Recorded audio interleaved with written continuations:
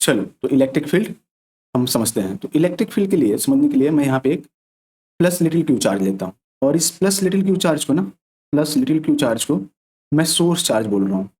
ठीक है, ये हमारा क्या है, सोर्स चार्ज है, राइट।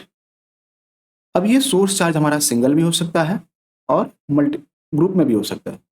ठीक है, सिंगल भी हो सकता है और ग्रुप में भी हो सकता है, राइट। सिंस ये सोर्स चार्ज है तो इसकी एक अपनी फील्ड एरिया होगी। तो यहाँ पे मैं लाइट ब्लू स्काई में दिखा रहा हूँ आपको। ठीक है, तो आप देख रहे हो लाइट स्काई ब्लू कलर का ये जो है वो इसकी फील्ड एरिया है, और इसी फील्ड एरिया को ना हम बेसिकली क्या कहते हैं, इलेक्ट्रिक फील्ड कहते हैं। ओके, अगर सिंस ये इसकी फील्ड एरिया है तो अगर मैं कोई दूसरा चार्ज लेके आता हूँ, पॉजिटिव या नेगेटिव, तो वो ये इन्फ्लुएंस करेगा उस चार्ज को। ठीक है, तो मैं डेफिनेशन क्या लिख सकता हूँ यहाँ से, मैं लिख सकता हूँ the area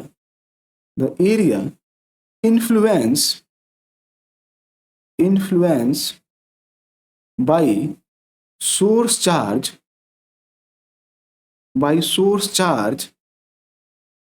is known as electric field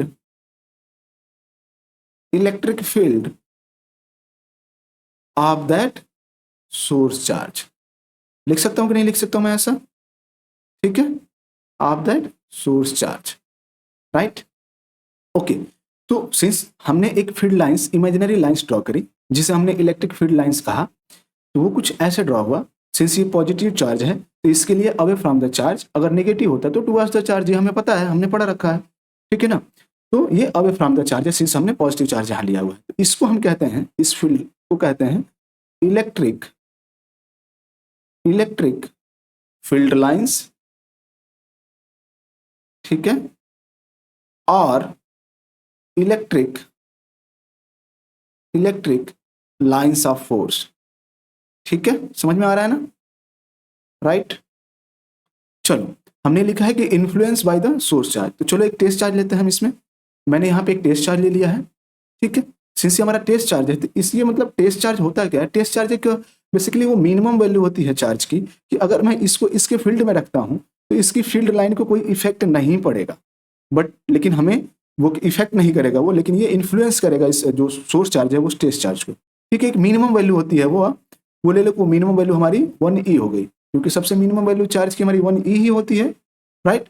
अब मैं इसको हम फील्ड में लेके चल रहा हूँ, तो मैंने फील्ड में लेके आया, तो जैसे फील्ड में लाया तो ये फोर्स एक्सपीरियंस किया। ठीक है, देखो फोर्स एक्सपीरियंस किया इसने। ठीक है ना, तो हम कह सकते हैं यहाँ से मैथमेटिकली कि force experience by test charge per unit test charge is basically value दे देगा हमारे किसका, इलेक्ट्रिक फील्ड का। ठीक है, तो इलेक्ट्रिक फील्ड अगर हम मैथमेटिकली कहें तो मैथमेटिकली हम कह सकते हैं कि force experience by the test charge is basically our electric field that is basically created by the source charge, right. चलो, तो अब एक बात बताओ मुझे यहाँ पे, सिंस हमें फोर्स तो कैलकुलेट करना होगा ना कि इस पे फोर्स कितने लग रहे हैं। अब हमने जो यहाँ पे प्लस लिटिल क्यू लिया हुआ है, ये भी एक पॉइंट चार्ज है हमारा। ठीक है, ये भी एक हमारा क्या है, पॉइंट चार्ज है। और दूसरा जो हमने क्यू नॉट टेस्ट चार्ज लिया है, ये भी हमारा क्या है, पॉइंट चार्ज है। ठीक है, क्या है हमारा, पॉइंट चार्ज है।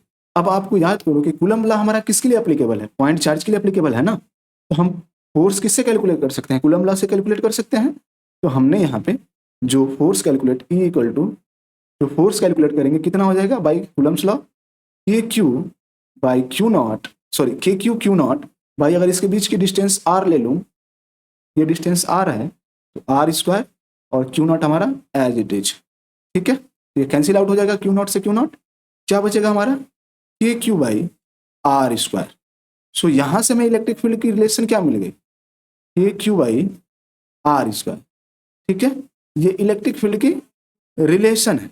Let's say equation number 1।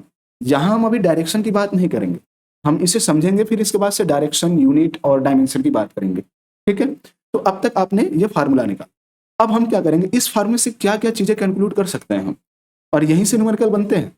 तो पहला हम जो कैलकुलेट कर सकते हैं वो कैलकुलेट कर सकते हैं कि फर्स्ट कैलकुलेट ये कर सकते हैं हम कि electric field does not depend on test charge, ठीक है। और होना भी यही चाहिए। टेस्ट चार्ज पे क्यों डिपेंड करा है? क्योंकि जो फील्ड है वो तो बेसिकली हमारा सोर्स चार्ज का है, तो वो टेस्ट चार्ज पे डिपेंड क्यों करे? तो ये तो यहाँ से ट्रू है ना। दूसरा पॉइंट क्या हम यहाँ से कंक्लूड कर सकते हैं, समझ सकते हैं हम, वो ये समझ सकते हैं हम, electric field directly proportional to the source charge, ठीक है, जो कि प्लस क्यू है। अब देखो, सोर्स चार्ज जितना ज्यादा होगा हमारा क्वांटिटी में, इलेक्ट्रिक फील्ड की स्ट्रेंथ उतना ही ज्यादा होगी, ठीक है। थर्ड पॉइंट हम क्या कंक्लूड कर सकते हैं यहाँ पे, ये इंपॉर्टेंट है क्योंकि इससे न्यूमेरिकल आपके बनते हैं और आते भी हैं। तो हम यहाँ देख रहे हैं कि electric field is basically inversely proportional to the r square, ठीक है। इसका क्या मतलब हुआ? इसका सीधा सा मतलब है कि अगर ये हमारा आर है तो मैं जैसे इससे पॉइंट से दूर चलता जाऊंगा, जैसे मैं दूर चलता जाऊंगा मैं इससे, हमारी इलेक्ट्रिक फील्ड की स्ट्रेंथ क्या हो जाएगी? डिक्रीज होती चली जाएगी, क्योंकि आर हमारा इंक्रीज होता चला जाएगा। Let's say this is point P, this is Q, this is R, this is S and this is T. तो मैं जैसे इधर की तरफ इंक्रीज होता जा रहा हूँ, हमारा जो आर है वो इंक्रीज हो रहा है, इसमें हमारी इलेक्ट्रिक फील्ड क्या होती चली जाएगी? डिक्रीज होती चली जाएगी। तो अगर मैं दो पॉइंट लूँ यहाँ पे, लेट्स से कि वहाँ मैंने पॉइंट मैं ले लूँ, पॉइंट 1 ले लेता हूँ मैं यहाँ पे, ठीक। इसकी डिस्टेंस मैंने सोर्स से ले ली R1, यहाँ पे मैं पॉइंट 2 ले लेता हूँ, ठीक है। इसकी डिस्टेंस R2 ले लेता हूँ। तो मैं यहाँ बोल सकता हूँ ना कि R1 is less than R2, कह सकते हैं हम। तो इलेक्ट्रिक फील्ड इसके करस्पॉन्डिंग हमारी क्या हो जाएगी? E1 is greater than E2, ठीक है, यही होगा, राइट। सो हम यहाँ से ये जो आप पॉइंट पे देख रहे हो ना, ये बेसिकली हमारी जो स्ट्रेंथ शो कर रहा है, इलेक्ट्रिक फील्ड की जो स्ट्रेंथ शो कर रहा है। पॉइंट पी पे देखो, पॉइंट क्यू पे, क्यू आर पे, एस पे, टी पे, तो वो जो स्ट्रेंथ है ना, वो बेसिकली इलेक्ट्रिक फील्ड इंटेंसिटी है, वो इंटेंसिटी है इलेक्ट्रिक फील्ड की। इसी चीज को बेसिकली हम यहाँ देखो कैलकुलेट क्या कर रहे हैं, हम आर के रिस्पेक्ट में ही तो इलेक्ट्रिक फील्ड कैलकुलेट कर रहे हैं, और ये एक तरीके से हम इसको इलेक्ट्रिक फील्ड इंटेंसिटी कहते हैं। नो डाउट कि sometimes we call them electric field, but इसी चीज को हम, क्योंकि एक पर्टिकुलर पॉइंट पे हम इंटेंसिटी ही देख रहे हैं, क्योंकि एक पर्टिकुलर पॉइंट पे हम पर्टिकुलर आर पे ही तो इलेक्ट्रिक फील्ड कैलकुलेट करेंगे ना। Direction of electric field, unit and dimension समझते हैं। तो चलो इसके लिए मैं क्या कर रहा हूँ, सबसे पहले एक्सिस ले रहा हूँ मैं। मान लो ये हमारा एक्स एक्सिस है, ये अपना वाई एक्सिस है, ये जेड एक्सिस है। अब इस चार्ज को मैं एक पॉइंट पी पे लेके आ रहा हूँ, लेट्स सपोज जहाँ पे है वो पॉइंट हमारा पी है, ठीक है। अब ये जो सोर्स चार्ज है, इससे इसकी जो डिस्टेंस है ये, अब हम वेक्टर में मेजर करेंगे, सिंस हम डायरेक्शन में आ गए ना, तो अब हम वेक्टर में मेजर करेंगे। तो आर को मैं वेक्टर आर लिखूंगा। तो वेक्टर आर को इससे हम कहते हैं पोजीशन वेक्टर। क्या कहते हैं? पोजीशन वेक्टर बोलते हैं इसको, ठीक है।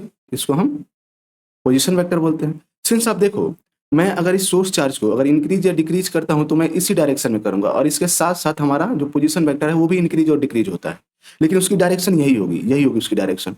और इसको हम आर कैप से शो करते हैं। इसी आर कैप को हम कहते हैं unit vector of position vector, ठीक है, unit vector of position vector, ठीक है, ओके। तो यूनिट वेक्टर का क्या काम है? यहाँ पे सिर्फ पोजीशन को शो करता है, मतलब डायरेक्शन को शो करता है, सॉरी, वो डायरेक्शन को शो करता है, राइट। तो यहाँ पे जो आर कैप है वो बेसिकली पोजीशन वेक्टर की डायरेक्शन को शो कर रहा है। तो इसकी जो वैल्यू होती है in terms of vector, r cap equal to vector r by mod of vector r, ठीक है। अब सिंस मॉड है तो हम मैग्नीट्यूड ऑफ वेक्टर आर की बात कर रहे हैं, तो हम ऐसे भी लिख सकते हैं वेक्टर आर बाई आर। अब इलेक्ट्रिक फील्ड लिखो। इलेक्ट्रिक फील्ड हमने ई इक्वल टू लिखा था के क्यू बाई आर स्क्वायर, यही लिखा था ना। अच्छा, अब ये मैग्नीट्यूड है तो हम वेक्टर के टर्म में इसे ऐसे लिख सकते हैं, राइट। और यहाँ पे हमारा यूनिट वेक्टर आ जाएगा, ठीक है, जो डायरेक्शन शो कर रहा है, ओके। सो यूनिट वेक्टर को आप यहाँ से रख दो, तो के क्यू बाई, इसको क्या लिख सकते हो? R square. सिंस ये मॉड है, मॉड ऑफ वेक्टर आर है, तो आप simple magnitude of vector r लिख सकते हो, ओके, इनटू, अब इसके ये लिख दो यूनिट वेक्टर के प्लेस पे, तो वेक्टर आर बाई आर। तो कितना आ गया आपका? के क्यू बाई आर के पावर क्यूब, और ये हो जाएगा आपका वेक्टर आर। ये आ गई आपकी electric field in vector, okay. So आप देख रहे हो कितना इजी था ये, K q by r q vector r, ये हमारी इलेक्ट्रिक फील्ड आ गई इन टर्म्स ऑफ वेक्टर। अब हम बात कर ले यूनिट की। तो यूनिट में आपको पता है इनिशियली ई इक्वल टू हमने लिखा था vector E equal to vector F by Q, ठीक है, क्यू नॉट था ये। तो अगर फोर्स हम मेजर करते हैं किसमें, न्यूटन में मेजर करते हैं, चार्ज हम किस में मेजर करते हैं, कूलम में मेजर करते हैं, राइट। अब 1 न्यूटन इक्वल टू क्या होता है, 1 न्यूटन इक्वल टू होता है joule per coulomb, sorry joule per metre, joule per metre होता है इंटू 1 बाई कूलम हमारा एज इट इज। अब आपको पता है कि 1 वोल्ट इक्वल टू होता है जूल पर कूलम, ठीक है, तो जूल पर कूलम के लिए हम लिखेंगे वोल्ट और मीटर हमारा यहाँ एज इट इज। तो आपने देखा यहाँ पे न्यूटन पर कूलम इक्वल टू वोल्ट पर मीटर, राइट। आप देख रहे हो ना, ये दोनों सेम है, तो आप न्यूटन पर कूलम लिखो या वोल्ट पर मीटर लिखो, दोनों ही हमारे इलेक्ट्रिक फील्ड की यूनिट है, राइट। अब लास्ट जो हमारा है डायमेंशन समझते हैं, तो डायमेंशन के लिए भी हम सेम काम करेंगे, कुछ नहीं करेंगे, फार्मूला पकड़ेंगे और फार्मूला से ही हम सॉल्व करते चले जाएंगे। तो F बाई क्यू, तो फोर्स की डायमेंशन क्या होती है बच्चों, ml टी की पावर -2। नाउ बिलो हमारा क्यू चार्ज है, चार्ज हमारा क्या होता है, करंट इनटू टाइम, करंट हम एम्पियर में मेजर करते हैं, टाइम को टी में। इसे ऊपर लेके जाओ तो आप लिख सकते हो ml टी की पावर -3, ओके, ए की पावर -1 लिख सकते हैं। ये आपकी डायमेंशन आ गई इलेक्ट्रिक फील्ड की, ठीक है, बात समझ में आ गई आपकी। तो हमने ये देख लिया, ओके। तो आज का लेक्चर यहीं फिनिश करते हैं। नेक्स्ट लेक्चर में हम जो पढ़ने वाले हैं ना, वो हम पढ़ने वाले हैं चार्ज डिस्ट्रीब्यूशन, ठीक है, चार्ज डिस्ट्रीब्यूशन, राइट। अब सिंस हम ये देखेंगे कि चार्ज डिस्ट्रीब्यूशन होता क्या है और ये इतना इंपॉर्टेंट क्यों है, और इसके एप्लीकेशन पे बात करेंगे हम, राइट। ओके, चलो मिलते हैं नेक्स्ट लेक्चर में। Till then take care, bye bye.